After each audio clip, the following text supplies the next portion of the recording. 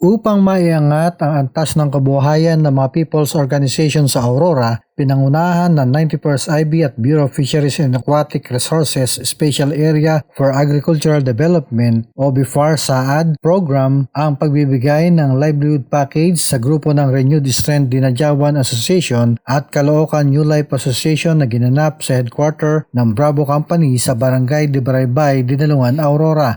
Ayon kay 91st IB Commander Lieutenant Colonel Julito Directo Jr., may kabuuang 37,500 pesos ang naipamigay nila ni OIC BIFAR Region 3 Rex M. Sabaluca na 20 piraso ng solar dryer para sa dried fish sa Renewed Strength Dinajawan Association at 4 na sako ng tilapia grower feeds kay Caloocan New Life Association President Jesus Santiago. Paliwanag ng opisyal, ang ipinamigay na solar dryer para sa dried fish ay magagamit nilang alternatibong source ng livelihood para maitaas ang kanilang kita at kasiguruhan sa pagkain sa mesa. Ang tilapia growing daw ay malaking tulong para maging produktibo ang nasabing grupo para sa kanilang pagkakakitaan.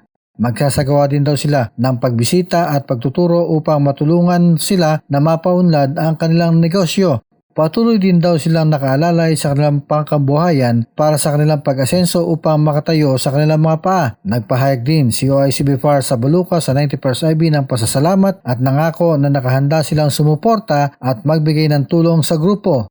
Huwag daw mahiyang lumapit sa kanilang ahensya.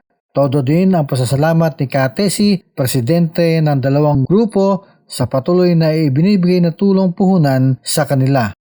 Ako ang inyong naging tagapaghatid balita, Jason De Asis para sa RTV News Desk.